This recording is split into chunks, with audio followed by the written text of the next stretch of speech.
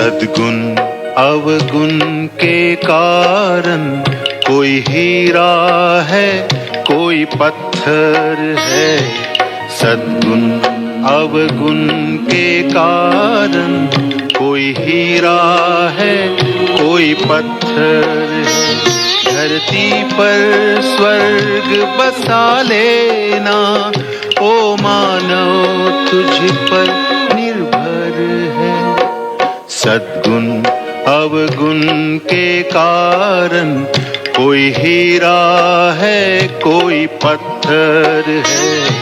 सद्गुण अवगुण के कारण कोई हीरा है कोई पत्थर है।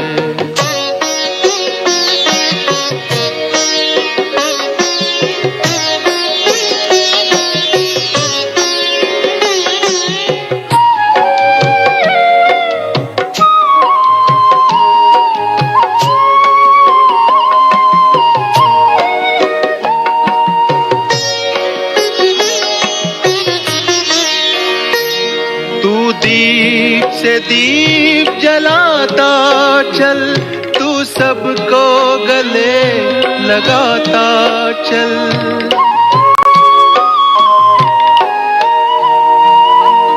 तू प्रेम एकता शांति सत्य सहयोग के रत्न लुटाता चल।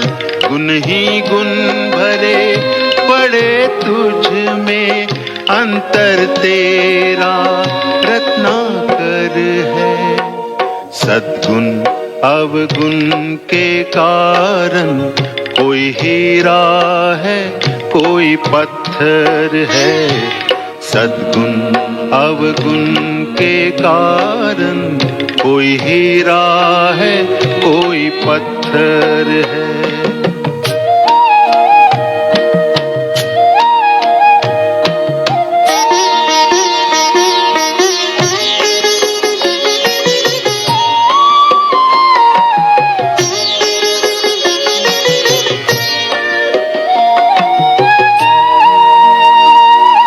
नदी न अपना जल पीती है, पेड़ न अपना फल खाते।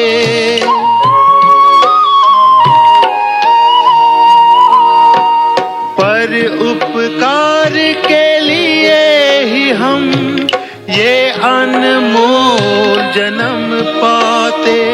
जो पर दुख को अपना माने, वो मानव देव से बढ़कर है।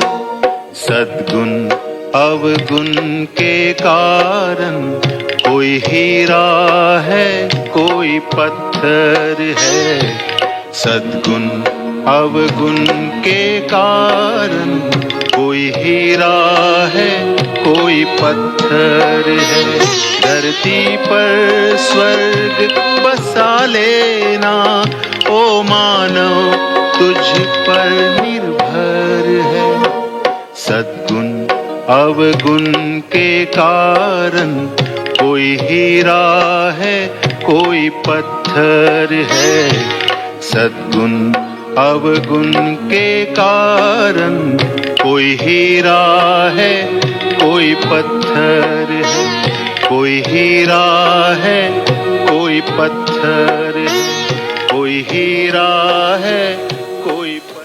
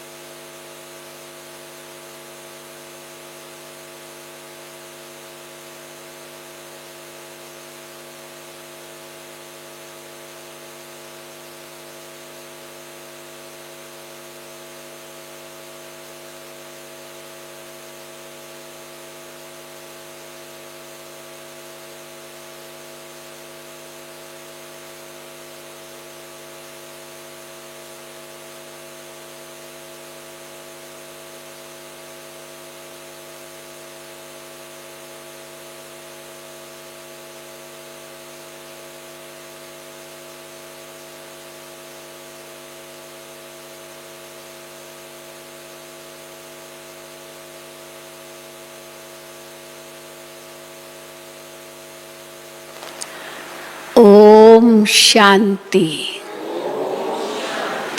ओम शांति।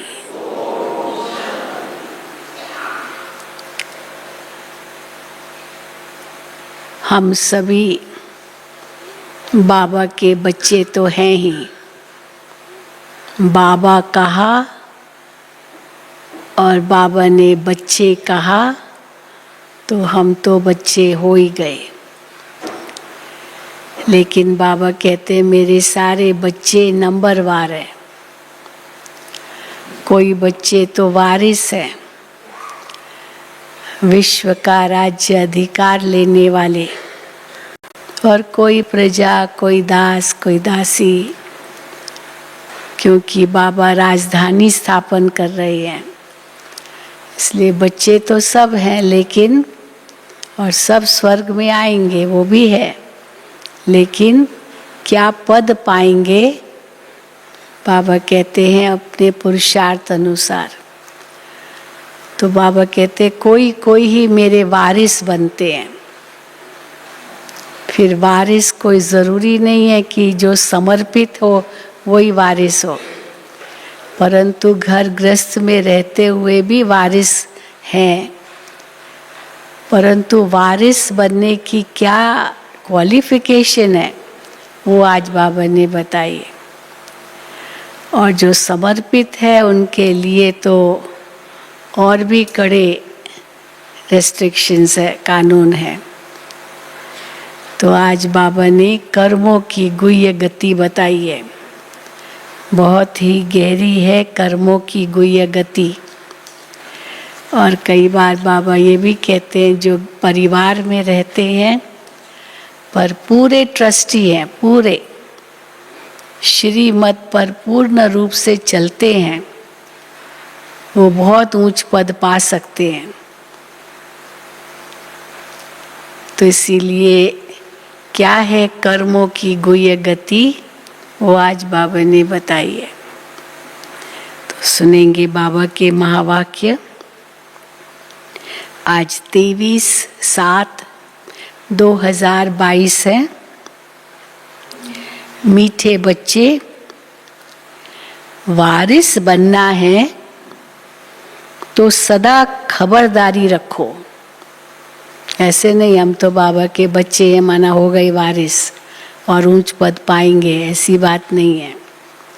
हम तो हो गए, हम तो समर्पित हो गए तो हम तो ऊंच पद पाएंगे ही। बाबा कहते ऐसी बात भी नहीं है। तो वारिस बनना है तो सदा खबरदारी रखो कि कोई भी काम श्रीमत के विरुद्ध न हो। वारिस की सबसे बड़ी क्वालिफिकेशन यही है कि कोई भी काम श्रीमत के विरुद्ध न हो। प्रश्न है,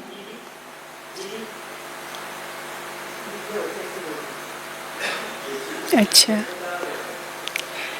आज 23/7/2022 है।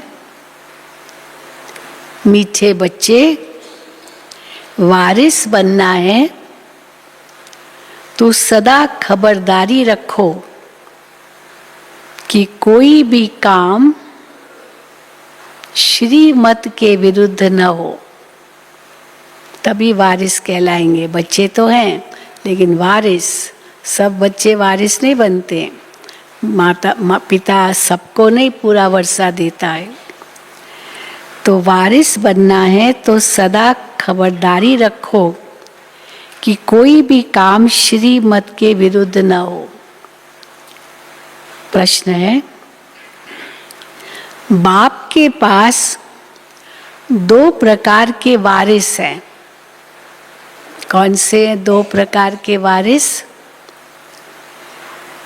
उत्तर है, एक तो समर्पित बच्चे हैं जो माँ बाप की डायरेक्ट परवरिश ले रहे हैं, लेकिन उनके कर्मों की गुह्य गति है। दूसरे जो घर गृहस्थ में रहते पवित्र और ट्रस्टी हैं, दोनों ही वारिस हैं। उन्हें संपूर्ण ट्रस्टी बनने में मेहनत जरूर लगती है। अब जो समर्पित है उनको तो है ही क्या, सब बाबा का ही है, तो बाबा के पास समर्पित हैं। बाबा जो खिलाए, जहाँ बिठाए, जो पहनाए, हाँ बाबा देते हैं सब। तो इसीलिए उनको तो कोई बात नहीं है, उनके लिए तो मेहनत नहीं है वारिस बनना। लेकिन हाँ घर गृहस्थ में जो रहते तो भी वारिस बने, उसके लिए उनको पूरा श्रीमत पर चलना है। और जो समर्पित है उनको भी श्रीमत पर तो चलना ही है।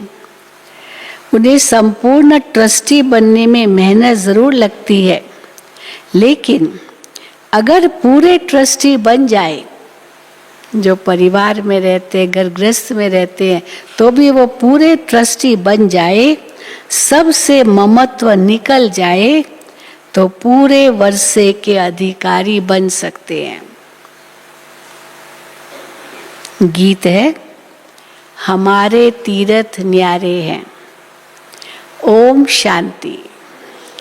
मीठे मीठे बच्चों ने गीत सुना, जिसका अर्थ भी नंबरवार पुरुषार्थ अनुसार बच्चों ने जाना, समझा। फिर भी बाबा विस्तार से समझाते हैं, दुनिया में और कोई नहीं जानते। हाँ, परमात्मा को कोई नहीं जानते। तीर्थों पर तो जाते हैं, लेकिन ढूंढते ही रहते हैं। दुनिया में और कोई नहीं जानते। परम पिता परमात्मा जो पतित पावन है, उनकी महिमा बहुत है, परंतु उनकी महिमा को कोई यथार्थ रीति से जानते नहीं। महिमा गाते हैं, परंतु यथार्थ रूप से जानते नहीं, तो महिमा भी क्या गाएंगे। तो बाबा कहते वो तो और ही सर्वव्यापी कह देते, और समझते हम बहुत महिमा गा रहे हैं परमात्मा की, सब जगह तू ही तू।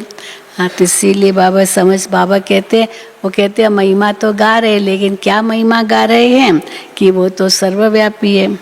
फिर गायन करते हैं, फिर दूसरी महिमा क्या गाते हैं, वो पतित पावन है। वो तो जरूर एक होगा ना। अब सर्वव्यापी है तो है ही सर्वव्यापी, एक हो तब तो पतित पावन हो, पतितों को पावन बनाने लिए आए। तो फिर गायन भी करते पतित पावन। अब वो तो जरूर एक होगा ना, जो सबको आकर के पावन बनाते हैं। इसलिए उनको सर्वव्यापी तो कह नहीं सकते, जबकि उनको कहते हैं हे पतित पावन आओ। पर ये किसकी भी बुद्धि में नहीं आता है कि किसको बुला रहे।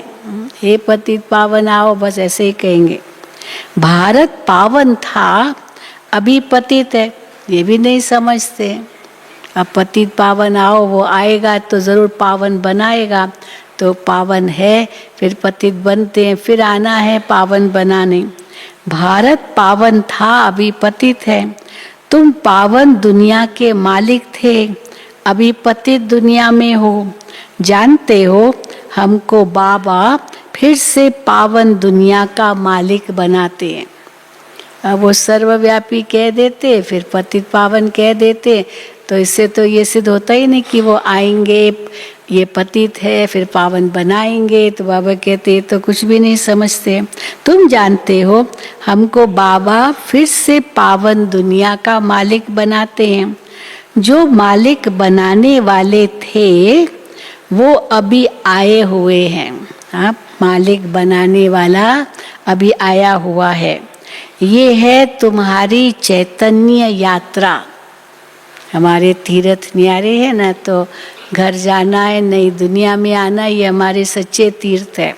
तो तुम्हारी चैतन्य यात्रा, यानी चैतन्य यात्रा, वो तो केवल जड़ मूर्ति को देखने जाते, हम तो चैतन्य में स्वर्ग में जाएंगे। तुम्हारी चैतन्य यात्रा, जिसके यादगार फिर भक्ति मार्ग में वो यात्रा चली आती है। तुम बच्चे जानते हो कि अभी वही पूज्य देवी देवता जो पुजारी बने थे, वही ब्राह्मण बने हैं, फिर 100 देवता बनेंगे। उन चैतन्य देवताओं जैसा बनेंगे हम तो चैतन्य, वो तो यात्रा करते केवल मूर्तियों को ही का ही दर्शन करते हैं। तो बाबा कहते हैं वही पूज्य देवी देवता जो पुजारी बने थे वही ब्राह्मण बने हैं, फिर सो देवता बनेंगे। बाप ही बैठ कर्म अकर्म विकर्म की गुह्य गति समझाते हैं। भविष्य नई दुनिया में तुम्हारे कर्म अकर्म होंगे, यथा राजा रानी तथा प्रजा। बाकी सब शांति धाम में थे। ये तो बड़ी सहज बात है कि भारत सुख धाम था, संपूर्ण निर्विकारी थे, जिनों का देवी देवता नाम मशहूर है। जो संपूर्ण निर्विकारी थे उनका नाम मशहूर है, वो देवी देवता ही हैं। दूसरा कोई नाम नहीं लेते, देवी देवता ही कहते हैं। लक्ष्मी नारायण सूर्यवंशी, फिर राम सीता चंद्रवंशी थे, फिर उन्हों की डिनाइस्टी कहा जाता है, उनकी राजाई चली है। इतनी और किसकी डिनाइस्टी नहीं चलती है।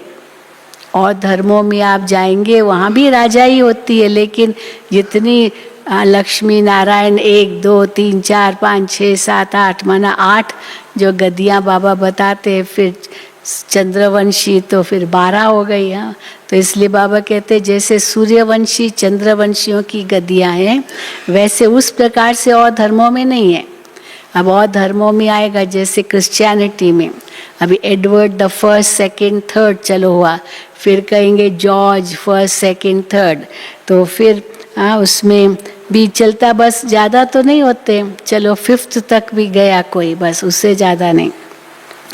तो बाबा कहते हैं इतनी और किसकी डिनाइस्टी नहीं चलती है। क्रिश्चियंस की भी थोड़ा समय चलती है। अब किंग एडवर्ड किंग जॉर्ज तो पहला एक आया, फिर दूसरा जो आएगा वो किंग एडवर्ड नहीं बनेगा या किंग जॉर्ज नहीं बनेगा, वो फिर और कुछ नाम आएगा। परंतु यहाँ तो वही नाम चला आता, लक्ष्मी नारायण जैसे गद्दी पर बैठे नाम वही डिनाइस्टी का ही नाम चलेगा, लक्ष्मी नारायण। तो बाबा कहते हैं क्रिश्चियंस की भी थोड़ा समय चलती है, पहले बादशाही नहीं होती है, आधा समय के बाद जब प्रजा वृद्धि को पाती है तब राजाई चलती है। यहाँ तो राजाई शुरू से ही है, सतयुग आदि से ही है। एडवर्ड जॉर्ज आदि फिरते रहते हैं, एडवर्ड जॉर्ज, हाँ ये नाम इनके राजाओं के नाम फिरते रहते हैं। थोड़े थोड़े टाइम में फिर बदलते जाते हैं, फिर नाम दूसरा आ जाता है। ये एक ही डिनाइस्टी है जो 1250 वर्ष चलती है, वही नाम, वही श्री लक्ष्मी श्री नारायण। इसमें बदली सदली नहीं होती है। सूर्यवंशी चंद्रवंशी डिनाइस्टी वालों का ही नाम चलता है, तो समझा जाता है कि भिन्न नाम रूप देश काल होंगे। अब लक्ष्मी नारायण सेकंड होगा तो फर्स्ट तो नहीं है ना, फिर थर्ड होगा, फिर सेकंड वो नहीं होगा, फिर फोर्थ फिफ्थ, तो इसलिए बदल तो जाते हैं। समझा जाता है भिन्न नाम रूप देश काल होंगे। लंबी चौड़ी डिनाइस्टी चलती है, चेंज नहीं होती है, नाम लक्ष्मी नारायण ही आएगा। इस समय तुम बच्चों को बाप बैठ अच्छा कर्म करना सिखलाते हैं। तुम बच्चे कभी किसको दुख नहीं दो। अब अच्छा कर्म सबसे क्या है, किसी को भी दुख नहीं देना। तुम बच्चे कभी किसको दुख नहीं दो। यहाँ तुम सब पढ़ने के लिए बैठे हो, अपने अपने घर में भी बहुत रहते हैं। हाँ, जो समर्पित है वो तो है ही, यहाँ पढ़ते हैं और बाबा की सेवा में लगे हुए, पर जो घर गृहस्थ में रहते हैं वो भी बहुत है। घर में रहते हुए भी वारिस बन सकते हैं। यहाँ जब तक माँ बाप परवरिश करते हैं उन्हों के कर्मों की गति भी न्यारी है। अब बाबा के घर में रहते हैं, बाबा के घर से परवरिश करते हैं, रोटी कपड़ा मकान सब बाबा के घर से मिलता है, और समझो सेवा नहीं करते, केवल खाते हैं, तो बोझ तो चढ़ेगा ना। सेवा भी ज़रूरी है करना, वही आज बाबा ने कर्मों की गुह्य गति बताई है। यहाँ जब तक माँ बाप परवरिश करते हैं उन्हों के कर्मों की गति भी न्यारी है। बाकी जो बाहर रहते हैं सब कुछ बाबा का समझ ट्रस्टी बनकर रहते हैं, वो भी जैसे वारिस हो गए। हाँ, डिफिकल्टी जरूर होती है, अपोजिशन करने वाले बहुत होते हैं ना, क्यों तुम वहाँ देते हो, क्यों तुम ऐसे करते हो। हाँ? तो इसलिए बाबा कहते हैं जो हाँ डिफिकल्टी जरूर होती है, जब सबसे ममत्व टूट जाए और पूरा निश्चय हो हम सब कुछ उनके अर्पण करते हैं। हाँ, इतना निश्चय हो, जीते जी हम उनकी मिल्कियत के ट्रस्टी हैं, बाबा की मिल्कियत के ट्रस्टी हैं। ऐसे कोई जीते जी बनते नहीं हैं, भले परिवार में रहते लेकिन तन बाबा का, मन बाबा का, धन बाबा का, हाँ बाबा की श्रीमत अनुसार चलते हैं। तो बाबा कहते हैं जीते जी हम उनकी मिल्कियत के ट्रस्टी हैं। ऐसे कोई जीते जी बनते नहीं हैं, जब मरने का समय होता है तब ट्रस्टी बनाकर जाते हैं। दुनिया में लोग क्या करते हैं, हाँ अपना विल तो कर देते हैं पर मेरे मरने के बाद मिलेगा, मरने तक तो मेरे पास ही है, मैं ही उसका मालिक हूँ। यहाँ तो बाबा कहते जीते जी बाबा का है, ये बुद्धि में रखो। जब मरने का समय होता है तब ट्रस्टी बनाकर जाते हैं, यहाँ सरेंडर करते हैं। बाबा कहते हैं बच्चे ट्रस्टी होकर रहो।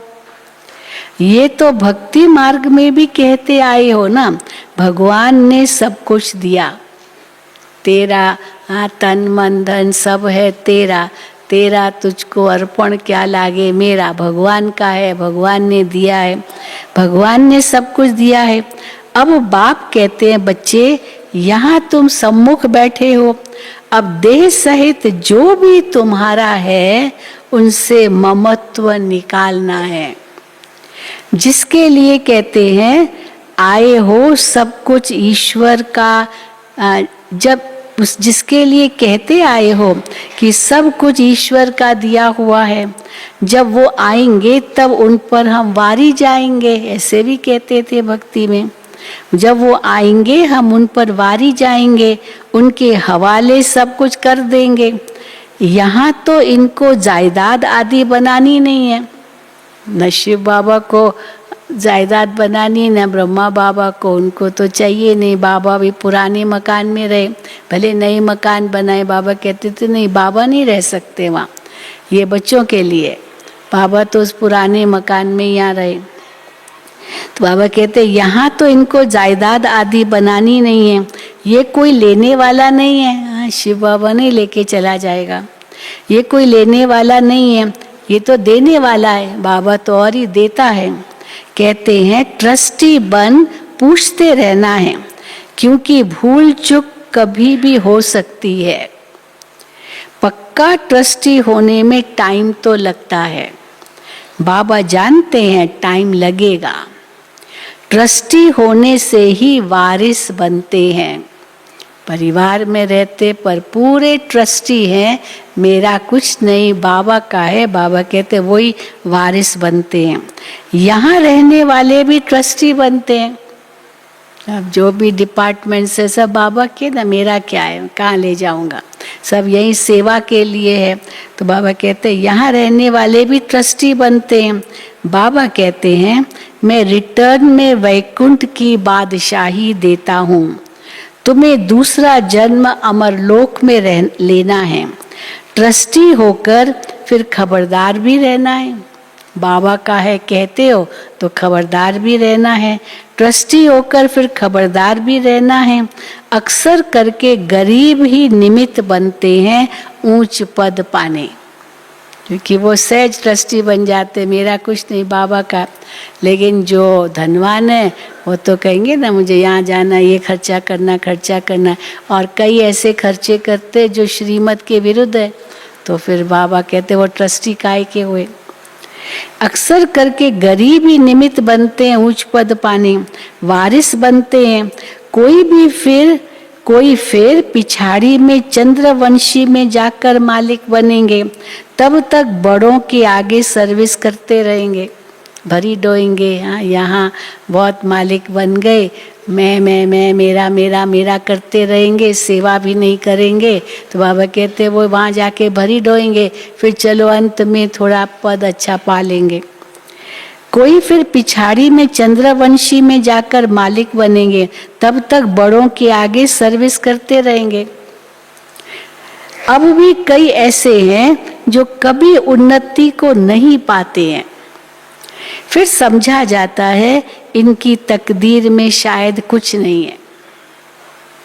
सर्विस करते करते पिछाड़ी में कुछ पद पा लेंगे, सो भी रहेंगे तो अगर माया के वश हो गए, चले गए, हाँ बाबा को छोड़ दिया, फिर तो ओम शांति, फिर तो कुछ भी नहीं मिलना है।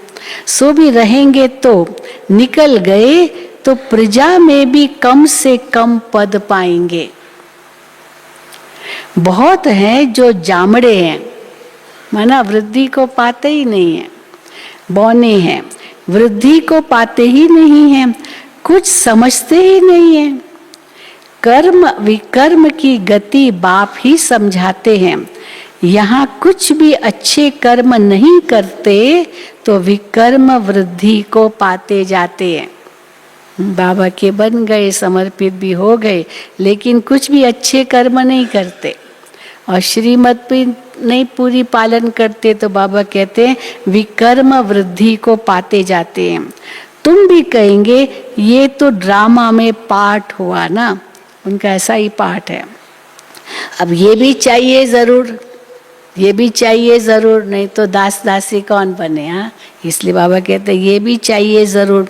जो राजाई के अंदर रहते नौकरी आदि करते रहेंगे, राजाई में रहेंगे, महल में रहेंगे, लेकिन एक दास दासी के रूप में रहेंगे, क्योंकि यहाँ तो समर्पित है। तो जो राजाई के अंदर रहते नौकरी आदि करते रहेंगे, नौकर फिर उन्नति को पाते पिछाड़ी में राजाई पाएंगे। ऐसे भी कई द्वापर कलयुग में भी राजाएं होते गए, उनके जो वजीर थे फिर वो वजीर धीरे धीरे फिर वो राजा बन गए, ऐसे भी है। तो जो राजाई के अंदर रहते नौकरी आदि करते रहेंगे, नौकर फिर उन्नति को पाते पिछाड़ी में राजाई पाएंगे। ईश्वर के पास रहते हुए ऐसे कर्म करते हैं तो फिर सजाएं भी बहुत खाते हैं, पद भी नीच मिलता है। इसलिए समझाया जाता है ऐसे ऐसे विकर्म नहीं करो, नहीं तो वृद्धि को पाते रहेंगे। एक भी किया विकर्म तो फिर वो वृद्धि को तो पाएगा, फिर और करते रहेंगे। सर्विस कुछ करते नहीं, खाते रहते हैं, पढ़ते भी नहीं है। चलो खाओ, मना थोड़ी करते बाबा, लेकिन पढ़ाई तो करो, पढ़ते भी नहीं है। ये कर्मों की गुह्य गति देखो कैसी है। बाप ऐसे कर्म सिखलाते हैं जो स्वर्ग की राजाई पा सको। श्रीमत पर ऐसा कर्म करना है। आसुरी कर्म भी देखते हो, कितने गरीब फिर पापी अजामिल जैसे बन जाते हैं। कई ऐसे हैं, हाँ, बहुत लोग एकदम फिर कर्म भी उनके ऐसे ही बुरे होते हैं, दुनिया में तो बहुत है। कितने गरीब फिर पापी अजामिल जैसे बन जाते हैं। यहाँ भी ऐसे बनते हैं, हाँ, क्योंकि सेवा ली की कुछ नहीं, तो बाबा कहते हैं यहाँ भी ऐसे बनेंगे। कोई तो बादशाह बनते, फिर कोई दास दासी बन पिछाड़ी में कुछ पद पा लेते हैं, ऐसे भी हैं। बाप अच्छी तरह जानते हैं, यहाँ रहते भी अच्छा कर्म नहीं करते हैं तो नशा भी नहीं रहता है। कर्मों की गति बाप बैठ समझाते हैं। बाप कहते हैं मैं हूँ ही गरीब निवास, मुझे गरीबों की पाई पाई से स्थापना करनी है। जो बाबा के घर में देते हैं कैसे कमाते होंगे, कितनी मेहनत से कमाते हैं, फिर भी बाबा कहते हैं अपने पेट को पट्टी बांध कर भी बाबा के घर में देते हैं। तो देखो उनकी कितना उनका ऊंचा पद हो जाता है। तो बाप कहते हैं मैं मैं गरीब निवास हूँ, मुझे गरीबों के पाई पाई से स्थापना करनी है। मैं साहूकार निवास तो नहीं हूँ। अक्सर करके माताएं गरीब होती है। पहले तो आती थी ना बाबा के पास कई माताएं, गुड़गांव, वो बहुत गांव था, अभी तो पता नहीं कितना बड़ा शहर बन गया, लेकिन वो गुड़गांव, तो वो आती थी गांव से, बूढ़ी बूढ़ी माताएं गुड़गांव से। तो कैसे छोटी छोटी पोटली में चावल लाएगी, दाल लाएगी, शक्कर लाएगी, ये लाएगी, और बाबा के आगे रखते थे पोटलियाँ, छोटी छोटी पोटलियाँ। तो बाबा उनको आंखों पर रखते थे, बच्चे हाँ ये सुदामा के समान आप चावल मुट्ठी लाई हो, बाबा तुमको महल देगा। बाबा ऐसे कहते थे। अक्सर करके माताएं गरीब होती है, उनके हाथ में कुछ भी नहीं रहता है। कई है बड़े सेठ होंगे लेकिन पत्नी को नहीं देंगे, बच्चों को देंगे, पत्नी को नहीं देंगे। हाँ, तो गरीब होती ना माताएं। अक्सर करके माताएं गरीब होती है, उनके हाथ में कुछ भी नहीं रहता है। वो कोई हाफ पार्टनर नहीं है। कहने में तो आता है पत्नी हाफ पार्टनर है, जितना पति का उतना हिस्सा पत्नी का भी हो, लेकिन कहाँ देते हैं, पत्नी को देते नहीं हैं। तो बाबा कहते कोई हाफ पार्टनर नहीं है, नहीं तो विल करते तो आधा हिस्सा पत्नी के लिए निकाले, सब बच्चों को ही दे देते हैं, बेचारी पत्नी रोती रहती है। नहीं तो विल करते तो आधा हिस्सा उन्हों का निकाल दे, पत्नी का। घर के तो बच्चे ही वारिस होते हैं। भल गवर्नमेंट ने आजकल कायदे निकाले कि पत्नी के नाम पर भी करना है। आजकल तो बेटी पैदा हुई तो गवर्नमेंट देती है, कितना देती है, बच्ची पैदा हुई सब उनके लिए फ्री गवर्नमेंट देती है। भल गवर्नमेंट ने आजकल कायदे निकाले हैं। अभी तुम जानते हो भारत बिल्कुल ही गरीब है। कुमारियां अक्सर करके गरीब होती है। जब तक ससुर घर जाए, नौकरी नहीं करती है तो माँ बाप से ही लेना पड़ता है ना उनको। तो बाबा कहते जब तक ससुर घर जाए, विकार का सौदा हो तब मिले। विकार का सौदा हो, शादी करे, विकार का सौदा हो तब थोड़ा उनको मिले धन। ये है ही विशियस वर्ल्ड। निर्विकारी कभी किसी के आगे हाथ नहीं जोड़ेंगे। सतयुग में तो कभी ऐसी कमी होगी नहीं जो लक्ष्मी कोई नारायण से मांगे, ऐसे होगा क्या? यहाँ तो बेचारी पत्नी मांगती रहती है, बच्चों से भी मांगती रहती है, बेटा हमको दो। बेटा कहेगा नहीं देता हूँ, अब है उसके बाप का लेकिन नहीं देगा माँ को, ऐसे भी है। ये है ही विशियस वर्ल्ड। निर्विकारी कभी किसी के आगे हाथ नहीं जोड़ेंगे। लक्ष्मी तो है ही धन की देवी। एक बार हमने ऐसे कह दिया, पता नहीं क्या, तो हमने कह दिया लक्ष्मी माँ खजांची होगी, क्योंकि खजांची जो होता है ना वो धन वो रखता है, सारा हिसाब रखता है। तो मुझे उन्होंने करेक्ट किया कि खजांची नहीं है, खजांची तो नौकर होता है, ये तो मालिक है ना, मालिक थोड़ी खजांची कहेंगे। वो तो लक्ष्मी तो धन की देवी है, वो खजांची थोड़ी है। मना धन रखती है इसका मतलब ये नहीं कि वो खजांची है, मालकिन है। जितना नारायण मालिक है उतना लक्ष्मी भी मालिक है, इसीलिए माँ लक्ष्मी की पूजा होती है। धन की देवी पर लक्ष्मी और ही आगे है, नारायण तो पीछे है ना माँ लक्ष्मी में। तो इसीलिए वो खजांची नहीं है परंतु मालकिन है, देवी है लक्ष्मी धन की। तो ये तो बाबा कहते हैं निर्विकारी कभी किसी के आगे हाथ नहीं जोड़ेंगे। ये किसको पता नहीं है, जो निर्विकारी है वही फिर विकारों में गिरते हैं। निर्विकारी किसके आगे झुकेंगे नहीं, लेकिन फिर वही निर्विकारी विकारी बनते हैं और निर्विकारी के आगे झुकते हैं।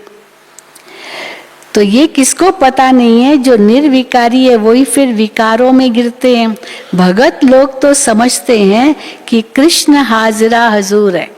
बहुत ऐसे श्री कृष्ण के भक्त है, कहेंगे श्री कृष्ण सब जगह है, जहाँ देखता हूँ तू ही तू। जैसे मीराबाई कृष्ण के लिए कहती थी साक्षात्कार होता था, तो उनको भी ऐसे अनुभव होता होगा। तो जहाँ देखता हूँ कृष्ण ही कृष्ण है, कृष्ण हाजिरा हजूर है।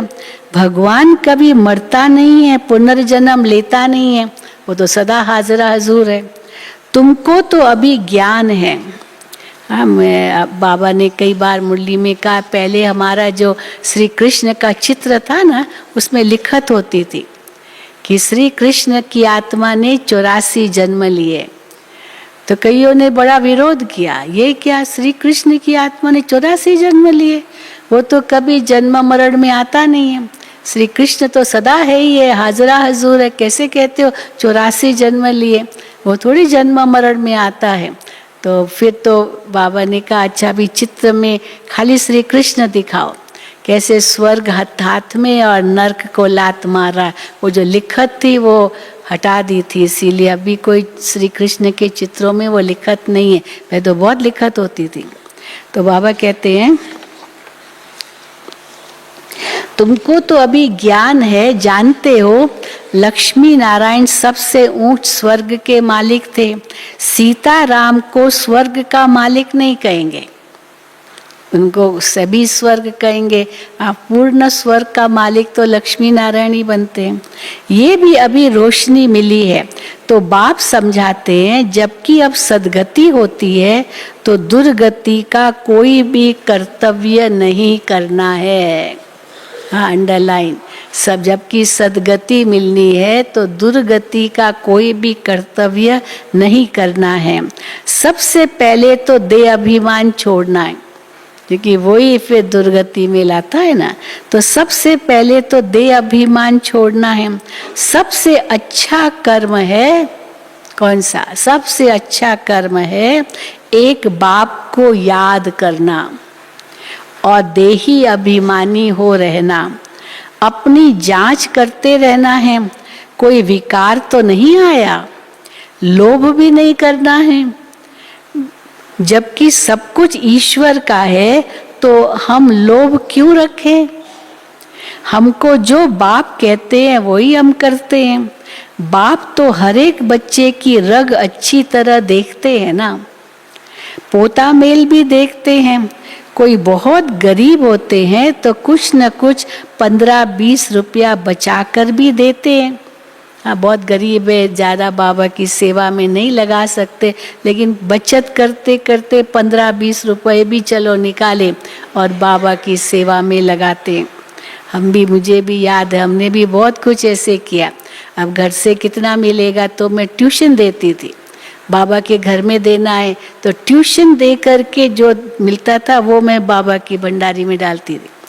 स्कूल जाती थी तो एक बस स्टैंड के बाद दूसरे बस स्टैंड से कम पैसा लगता था टिकट का, तो एक बस स्टैंड वॉकिंग करके, ताकि वो कम पैसा लगे, फिर वहाँ से बस लेती थी स्कूल जाने के लिए, वो पैसा बचाना। तो देखो बाबा कहते ना, तो कुछ न कुछ 15-20 रुपया बचा कर भी देते हैं, अपना भविष्य बनाते हैं।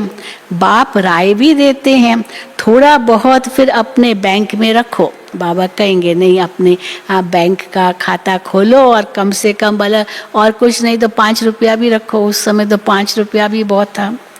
थोड़ा बहुत फिर अपने बैंक में रखो, 5, 2, 10 बैंक में रखो ना।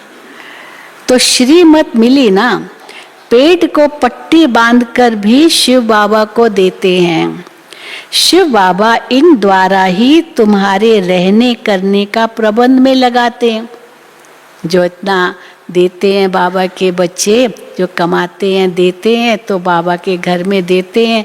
तो बाबा कहते हैं शिव बाबा फिर उसके द्वारा ही, जो बाबा के घर में देते हैं बच्चे, उनके द्वारा ही तुम्हारे रहने करने का प्रबंध में लगाते हैं। ये ब्रह्मा बाबा भी शिव बाबा का अकेला बच्चा है, ये इकट्ठा क्या करेगा? क्या करेगा ब्रह्मा बाबा भी? जबकि इसने ही अपना सब कुछ माताओं की सेवा में लगाया है। हाँ? सब कुछ दे दिया तो ब्रह्मा बाबा क्यों इकट्ठा करेगा? मुझे याद आता है, एक शिविर में भाई आए थे, तब यहाँ शिविर होती थी पांडव भवन में, तो बहुत उसकी सेवा की, सेवा एक था भाई, तो उसने वो सबकी सेवा करता था। तो जब सेवा करता था तो जाते समय उस भाई को, शायद मधुबन निवासी होगा, उस भाई को 50 रुपया दिया। आपने हमारी बहुत सेवा की, ये थोड़ा रखो, अपने लिए रखो। तो उसने कहा नहीं भाई साहब, हम जो हमारा था वो भी हमने बाबा को दे दिया, हम आपका क्यों लेंगे। अब ये इतना अच्छा प्रभाव पड़ा उस पर, जो बात मत पूछो। और उसने जाकर के सेवा केंद्र पर कहा ये, और उसके बाद कैसे बाबा का बच्चा पूरा बन गया। वो तो आया तो शिविर में था, लेकिन उस भाई ने जो कहा ना कि हमारा भी तो सब उनका, ये हम क्यों आपसे लेंगे, हमको तो बाबा ही खिलाता है, तो उसका प्रभाव बहुत पड़ा। एक और था, मॉरिशस में रहते थे, तो उस समय हम एक बड़ा बिजनेसमैन था, वो मधुबन आया था, मैंने चिट्ठी लिख करके दी थी क्योंकि इंडिया आया था। अब यहाँ वो 3 दिन रहा, लेकिन 3 दिन रहा परंतु उसको ये पता नहीं था कि कुछ देना भी है। अब 3 दिन रहा, खाया पिया सब रहा, पर सोचा कि बस बाबा के घर में आए हैं, और फिर चला गया, वापस आया। और फिर स्टूडेंट तो बना। फिर मैंने पूछा आपने वहाँ कुछ दिया? कहता है नहीं दिया आपने। तो कहा अभी तो पता ही नहीं था कि वहाँ देना भी होता है। लेकिन उसको इतना पिंच हुआ कि मैं बाबा के घर में मधुबन में कुछ दे के नहीं गया, तो वहाँ उसने उसको कैसे कॉम्पेंसेट किया, रोज सब्जी लेकर आता था, रोज। अंत तक फिर शरीर छोड़ा तो अंत तक रोज बिना सब्जी लाए वो सेंटर नहीं आता था, सब्जी लेकर आता था। हमने मधुबन में कुछ नहीं दिया था। तो देखो ऐसे भी बाबा के बच्चे। तो बाबा कहते हैं तो पेट को पट्टी बांधकर भी शिव बाबा को देते हैं। शिव बाबा इन द्वारा ही तुम्हारे रहने करने का प्रबंध में लगाते हैं। ये ब्रह्मा बाबा भी शिव बाबा का अकेला बच्चा है, ये इकट्ठा क्यों करेगा, जबकि इसने ही अपना सब कुछ माताओं की सेवा में लगाया है, सब कुछ दे दिया। ये बच्चियां फिर 21 जन्मों के लिए वर्षा पाती है। तुम जानते हो हमारे देवी देवताओं का गृहस्थ धर्म पवित्र था, अभी तो पतित बन गए हो। तब बाबा समझाते हैं ये भी ट्रस्टी हो गया ना, ये भी ट्रस्टी हो गया। तुम माताओं को ट्रस्टी बना दिया, जो कुछ इनके पास धन संपत्ति थी, चल अचल प्रॉपर्टी थी बाबा के पास, सब माताओं के हवाले कर दिया, 8 के नाम पर विल कर दिया ना। तो वही बाबा कहते हैं बाप ने साक्षात्कार, ये भी ट्रस्टी हो गया ना, तो माताओं को ट्रस्टी बना लिया, सब माताओं के नाम पर विल कर दिया। तुम ये संभालो, ममत्व टूट गया। बाप ने साक्षात्कार करा दिया कि तुम विश्व का मालिक बनते हो। बाबा को साक्षात्कार करा दिया, तुम ही ऐसे विष्णु बनेंगे। विश्व विनाश की तैयारियां भी देख रहे हैं, परंतु ये कोई नहीं समझते कि विनाश कराने वाला कौन है। प्रेरक है कोई प्रेरक जरूर है, समझते भी हैं कि विनाश होने वाला है, जरूर भगवान भी होगा, परंतु किस रूप में होगा, कृष्ण कैसे आएगा यहाँ। अभी तो इस समय कृष्ण के आने का तो इस प्रकार प्रश्न ही नहीं। भल कृष्ण का रूप बहुतों को बना देते हैं, सॉन्ग बना देते, श्री कृष्ण जैसा बना देते हैं, परंतु वो तो आर्टिफिशियल हो जाता है। बहुत हैं जो कृष्ण का रूप बनाकर ठगते हैं। कोई का फिर जड़ मूर्ति में भाव बैठ जाता है, तो वैसे ही साक्षात्कार हो जाता है और फिर जाकर उनको चटकते हैं, क्योंकि कृष्ण है मोस्ट लवली बालक स्वर्ग का। उनमें कशिश बहुत है, बाबा से बहुत भारी वर्षा लेना होता है। बाप बैठ समझाते हैं कर्मों के ऊपर। बाबा से अगर कोई पूछते हैं तो बाबा झट बता सकते हैं, ये कुछ समझते ही नहीं। कर्म ऐसे करते हैं जो विकर्म ही होता है। बाबा कहेंगे तो कुछ समझता ही नहीं है, क्या कर्म कर रहा है, विकर्मी कर रहा है। दे अभिमान बहुत रहता है। भल शिव बाबा कहते रहते हैं, ऐसे तो शिव बाबा के भगत बहुत है, भक्ति मार्ग में भी शिव बाबा करते हैं, भगत बहुत है। काशी में भगत बैठे हैं, शिव के सारे भगत काशी में बैठे हैं। उन्हों का ये मंत्र है, शिव काशी विश्वनाथ गंगा।